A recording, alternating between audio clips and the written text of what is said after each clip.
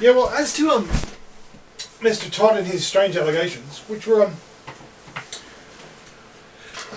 not uninteresting because he like a lot of people who believe in, brought up in some kind of pagan cosmology or something, what he called, witchcraft, but then he went on to generalize and say, it's the same as Freemasonry, it's the same as, Catholic practices. So it's not a particular organization, but a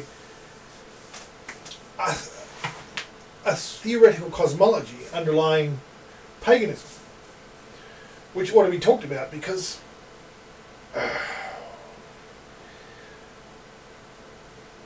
occultists like Todd, for some reason, appealed to the Bible, certain verses in the Bible, to justify or say, well, this shows what this really means is, and has some kind of pagan construct behind it. For example, most importantly, which is relevant to the general theme of this series about genetic evil, he had this idea of generational witchcraft, and then he quoted that verse, that I think it's in the Ten Commandments where God says to Moses, Moses says to the people, I am a jealous God, visiting the sins of the fathers upon the third and the fourth generation of those who hate me. Now, what Todd did, and I've heard other people say that sort of thing, is where you have, that this is entirely congruent with what this really means, is there some kind of demonic possession from generation to generation. And now, how does you see, ultimately it's metaphysics, and this is the metaphysics of paganism is behind all this, and the whole metaphysics of paganism is about demonic, whatever, spirit causation. That is to say, almost everything in the universe, the trees, the sun, the stars, they're all, motion is in fact demonic activity, spirit activity. Now, John Stuart Mill pointed out that, argued that this was, a logical fallacy. That is to say, life is motion, therefore motion is life, which is which involves some kind of metaphysics of imputing causation or volition to almost every kind of motion, which is superstition. Imagine you're climbing up a mountain and suddenly you see these rocks coming down at you, little rocks that might, could, knock you on the head and kill you.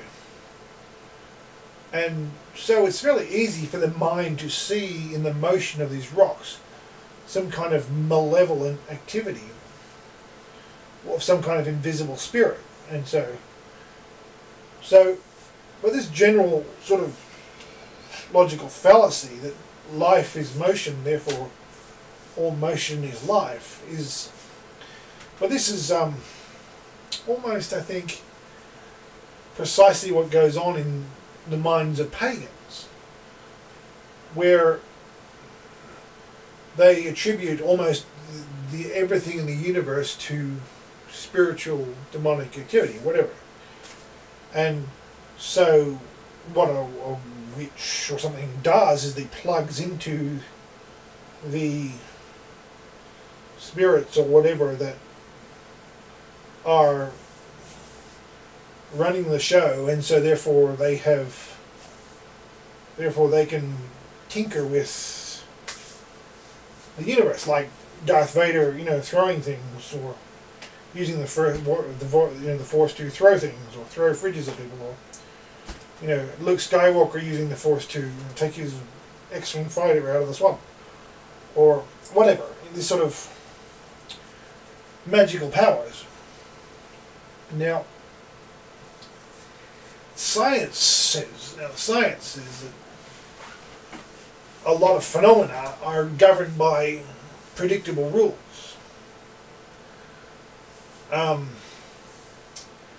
So, waves and projectile motion. You can cannonballs. You can project. You can predict.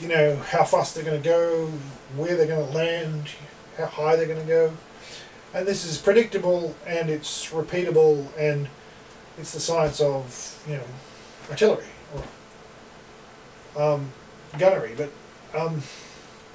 and this is one of them. Any number of sciences which involve predictable laws, and nature behaves in predictable, discoverable ways. Now this obviously at this juncture is where so many atheists and Christians have their fundamental differences of opinion, because agnostics and atheists accuse, and they miss, a lot of atheists and agnostics simply misunderstand Christianity, and a lot of atheists and agnostics simply think that paganism is Christianity, and there's reasons why they would think that, but a lot of atheists just simply impute pagan cosmology to Christians. Now, that's an error, but something we'll get onto later. But a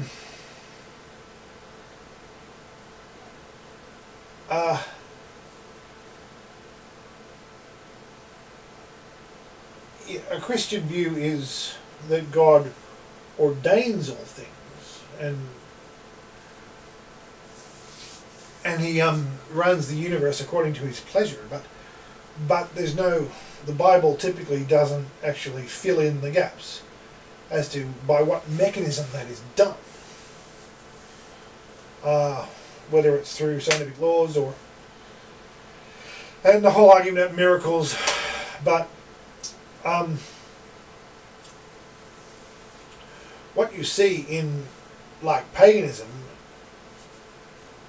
and a lot of occultists do this, is they appeal to the Bible. They appeal to verses, they take out in little verses, they snip out of the Bible and say, this is sort of what we're talking about. Now, that's the whole problem. The problem with this idea of demonic causation is obviously occultists like, or former occultists, I don't know, like Todd.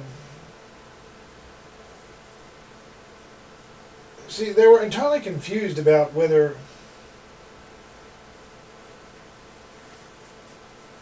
they had this idea that there ought to be some kind of genetic notions, genetic traditions, genetic ideas, genetic habits of thought carrying through from one generation to the next.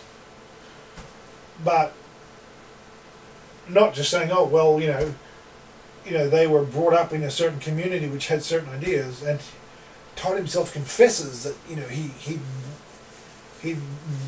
been brought up reading Tolkien and C.S. Lewis and fantasy books and fantasy writing, and with sort of with pagan cosmology, fairies and witches and warlocks and and dragons and the whole shebang. But one could say, well, people who are into subcultures, who believe this sort of thing and are into this sort of thing, merely just teach, they perpetuate these things by teaching one generation to the next. And paganism is subtle. I mean, it's very subtle. Like in C.S. Lewis, and Tolkien, there's all this these sort of implicit ideas that are rarely actually addressed explicitly. But the point is, there's a confusion in Todd's thinking, and a confusion or paganism about innate notions, whether somebody can have the same ideas as their grandparents or their great-grandparents. And, well, he just, and I think what he's trying to do is attribute this to some kind of like motion, like all motion. He's trying to attribute this perpetuity of a culture and a way of thought to a kind of a malevolent spirit.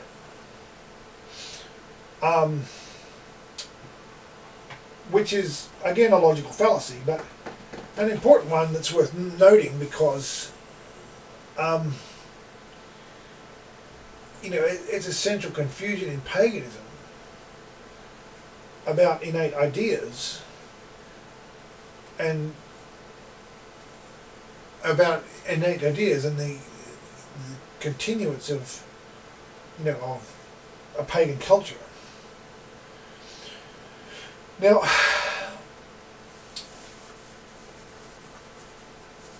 the thing is, God did, getting back to God's, well, not curses, but, Esau, Jacob's brother Esau in Genesis. I mean, Jacob stole his blessing, and Jacob blessed, Isaac blessed Jacob with Esau's blessing and all the good stuff. And if you read Esau's blessing, it was hard cheese, but it wasn't entirely bad. But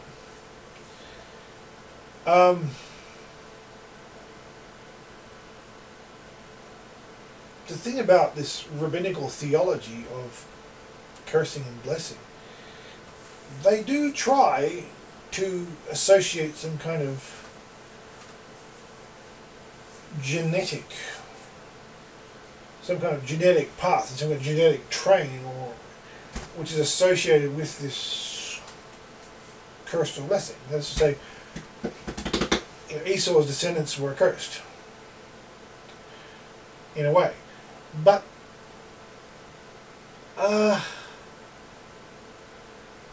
the whole message of the gospel of Jesus Christ is that all these distinctions between Jew and Gentile, the chosen and the not chosen, all these distinctions are dissolved. Because, for example, it says, Hosea, from memory, says, I will call my people, I will say to people who are not my people, you are my people. And that's the thing. That's the thing about the gospel, is the gospel is announced to all nations. And God will pour out his Spirit on all peoples and all nations and tribes and tongues. So this idea of some kind of curse, that is to say, Esau's descendants, which in rabbinical theology devolves upon their fictional idea of the Edomite Amalekites, which has elsewhere been shown to be false. But their idea of the Edomite Amalekites, the Amalekites inherit this bum deal from, the curse of Esau. But in Christ, you see, all these distinctions are dissolved between Jew and Gentile, and because the true church, the church invisible, is made up of righteous people and not people who just happen to be of a certain tribe or certain parentage. And this is what has to be understood, is there is no more curse. We are living in days of grace. And so, considering this, we must consider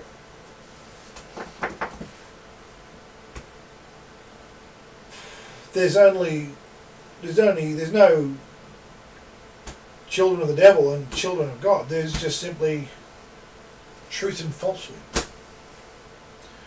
Some people are simply deceived, and some people are vessels of truth.